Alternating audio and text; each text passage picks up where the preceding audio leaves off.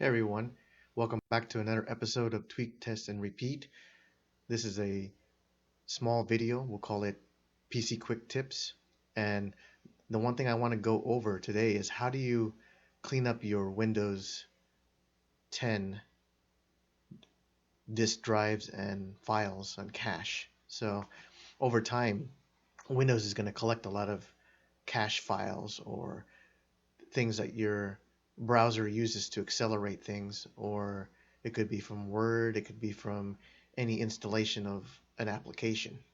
Now, it may not take up a lot of space, but over time you might start to see your hard drives here, and you can see I have my computer open here, and it shows some of my drives. And obviously, I'm not really pressed for space, but if you have smaller drives, you might be more in the blue here. So one of the tools that comes with Windows 10 is you can run a tool called Disk Management Tool, or if you type in the search, Disk Cleanup. So that's going to launch this tool here, and it'll let you select the drive, and a lot of the cache files are going to reside on your root drive, your main drive, which is C. I have it called OS here.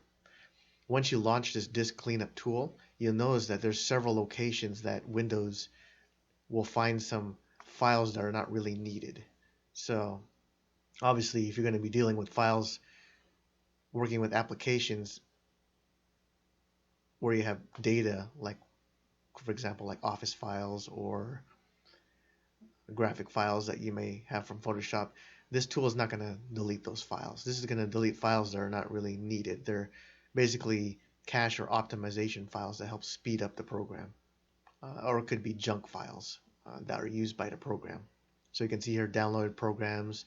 That could be patches that come from the Windows update. Temporary internet files is like browser cache. If your computer crashed, you might have some Windows error reports. If you're running games like DirectX SATA caches, delivery optimization files, or files that are used to where you're doing the Windows update, it might try to speed it up by downloading some files ahead of time. Obviously, if you delete stuff that you don't want anymore, it's going to end up in your recycling bin, but it doesn't mean that the files are gone. It may have been put into the recycling bin and you have to empty it out. Other things like temporary files, thumbnail cache, those are all things that can take up space over time.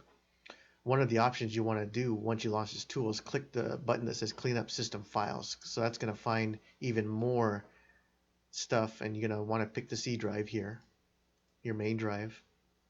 It's going to do a little scan of C drive, and that's going to further look for more stuff that can be deleted.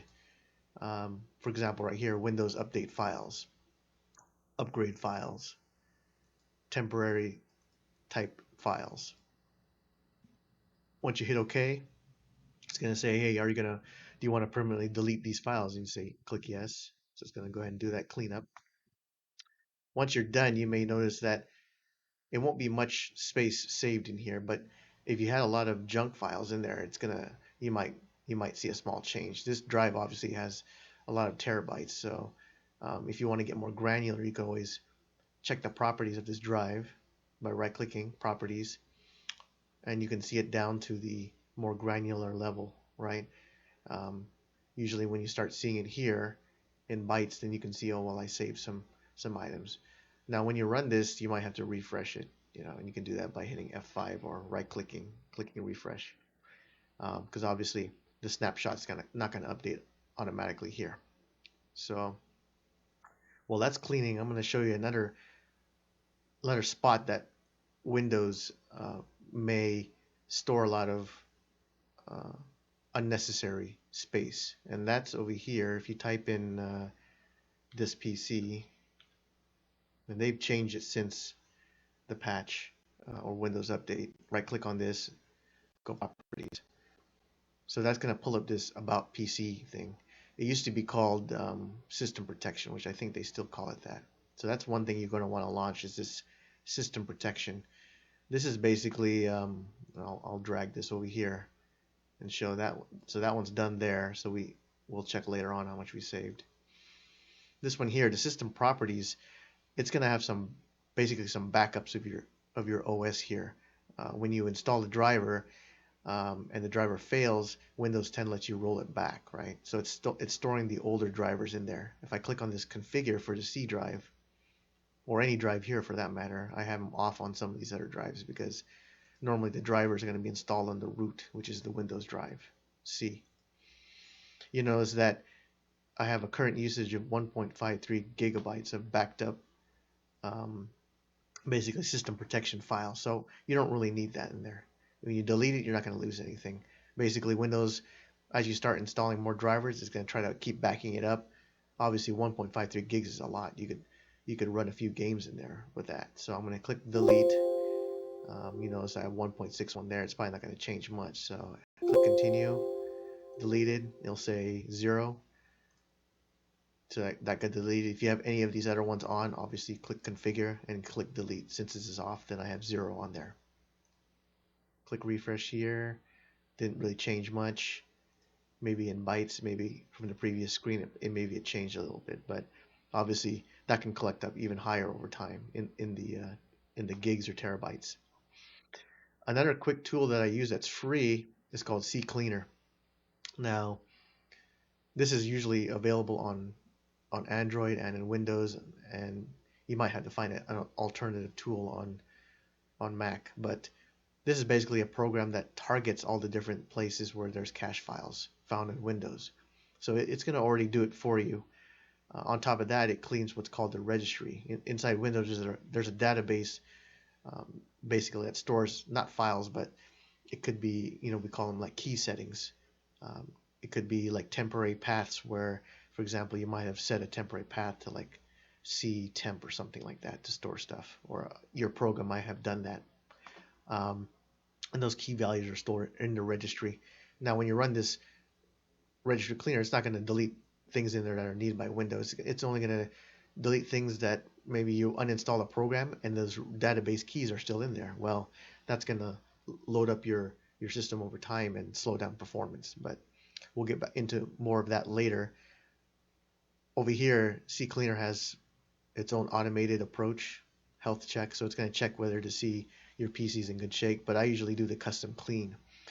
Now you'll notice that it's got a lot of cache destination, but it also has something else that you didn't find in the Windows disk tool, and that's going in and clearing all your passwords. So it's not going to delete your password that you have for a website. It's going to clear the saved information. You may have typed in a username and password, and you load up the browser again, and it automatically logs into your Facebook or your Instagram or TikTok or whatever.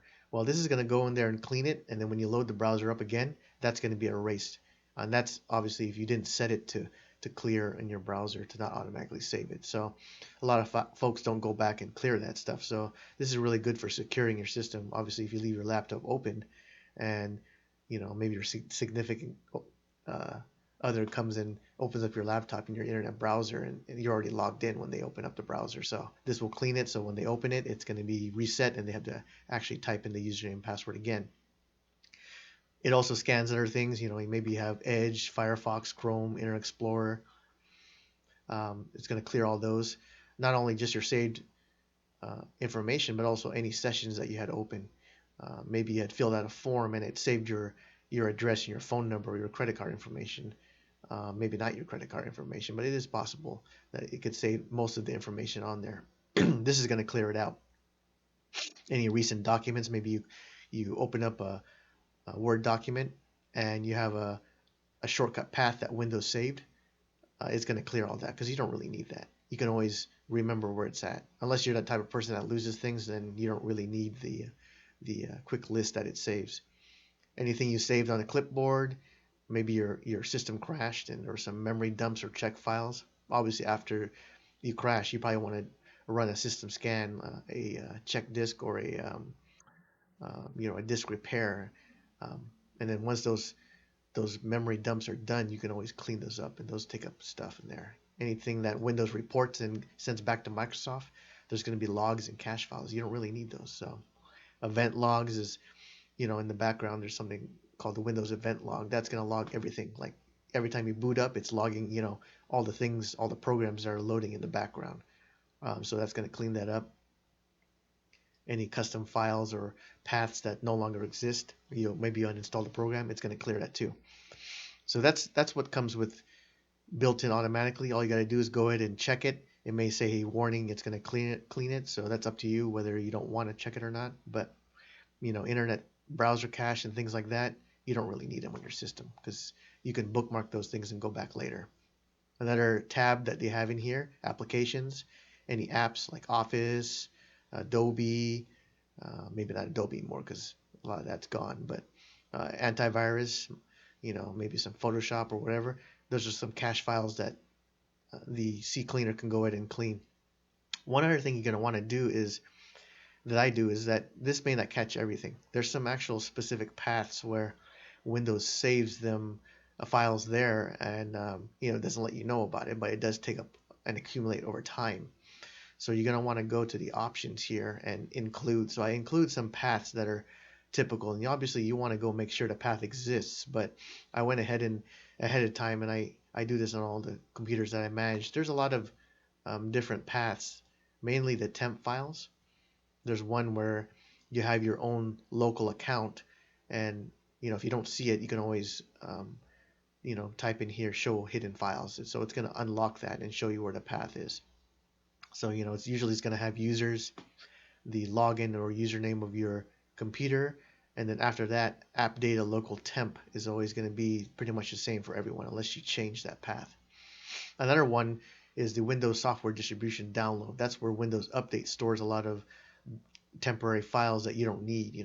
Obviously, if you delete that and you're trying to roll something back, well, you're going to be SOL on that one because you can't roll it back. But if you've tested the update and there's no crashes, you might as well remove those temporary files because I don't really care. I charge forward, I don't look back, right? That's not my quote, by the way. That's quoted from someone else. Windows temp here, that's the most common one. So these are the four that I usually use to add in there. If you don't have temp, then it's going to be 3. So once that's there, I'm going to go ahead and click custom clean. I'm going to click run Ccleaner. Obviously, if you have your browser open, it's going to ask you to close it, or any programs that like Outlook or email or whatever. But look, I saved almost a gig there, right? And that's even after running the disk cleanup, right? There's another tool that Windows does have. I believe it's called disk management. Let's see. No. Is it called drives?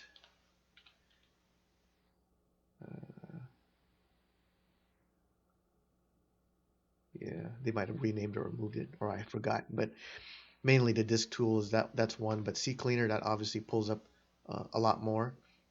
Now let's get into the registry cleaner, cleaning the database. So there's some things in here, maybe some files got deleted, some dynamic link libraries, some application paths, or maybe you removed a program and no longer needs to be in your startup. So that's going to clear that up. So I click scan, it's going to look. I may not have anything because I usually clean this here. There's going to be some things like, for example, I downloaded Mic Mute, right? There's an application I downloaded, but I moved the file. Well, it kept in the database in Windows a key of where you had that downloaded, right? Who needs to know that? I don't know. Maybe Microsoft's spying on you now. Probably not. But you don't need to have that saved key path. So I'm going to go ahead and click Review Selected, back it up. You can back it up if you want to roll back that information, but no, you don't really need to do that. Fix all selected issues. Boom, done. So I just cleaned your disk and your registry.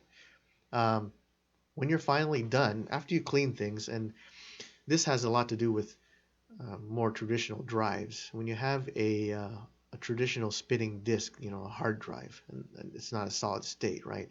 Disk drive meaning you have the old drives that have a spinning disk, and then that's how information is found, right? The newer ones are solid state. They might be on a memory chip, like an NVMe M.2, or it might be on a SATA SSD drive, right? A solid state disk. The difference being, one is a disk and the other one is memory, right? Pretty much they're all the same, but just a different way of accessing it, right? Obviously, the disk has moving parts, and the memory doesn't have any moving parts, right? And so it's quicker. Well, back in the day when we had disk drives, after you deleted something, the way that the files were written on the hard drive we're kind of scattered. You call it fragmentation or disk fragmentation.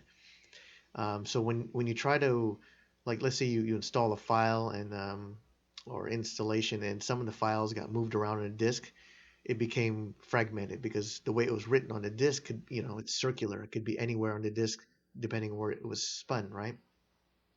Well, when you have fragmentation, the drive has to actually locate that and physically read it, right? Now, nowadays, when we have solid state drives, they're a lot faster at accessing the memory. So it doesn't matter whether uh, there's no disk, right? It's not circular, and you don't have to worry about the read head trying to, is it reading at the beginning of the drive or the end of the drive? When you have solid state memory, it can go exactly to where that piece of file or data is missing, and it's pretty much instant. So fragmentation is not an issue with solid state drives, but we still have the defragment tool, which they call optimized drives. Reason they call it optimized drives now is because, well, if we don't have fragmentation on disk drives, what are we really doing? Well, on solid state drives, when you delete a file, it's not really deleted, right? It's just removed from being accessed to the user. So really, it could still be stored in there on the drive. You just can't access it. Obviously, if you use other tools, recovery tools, you can try to access parts of the files. If you really truly want to zero it out, you have to write zeros to where those, we call them data sectors are on the solid state drives. Once you write zeros, you can't recover it, or it's harder to recover. And that depends on how many passes you do to write zeros to those paths. So on the solid state drive, um, we have something in here. When you run it on here, it's going to go ahead and write zeros to those, what used to be on those sectors there, right? Obviously, you can achieve the same thing here on Ccleaner. I believe it's let's see what here. I believe it's called wiping free space.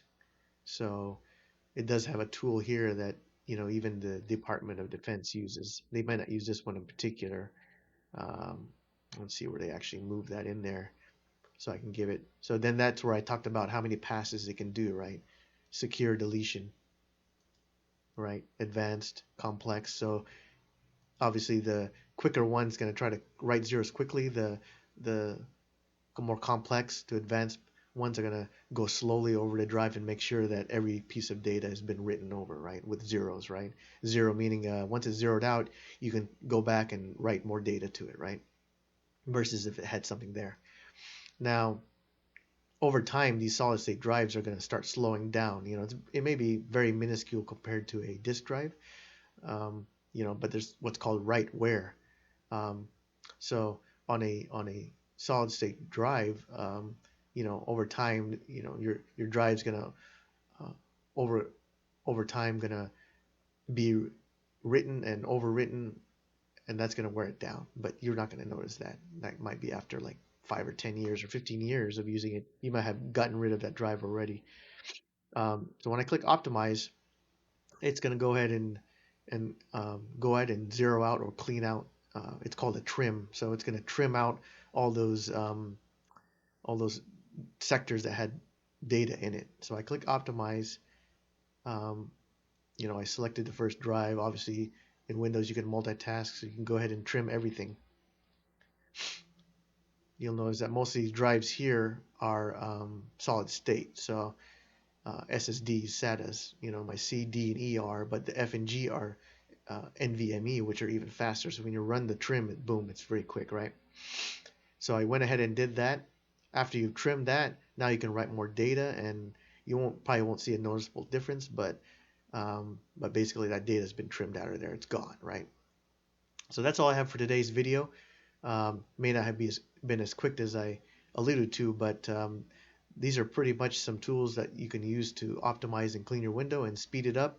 It should help with your boot times and loading of applications. So if you have any questions, please read the description on the tools and like and subscribe. I'll see you guys next time.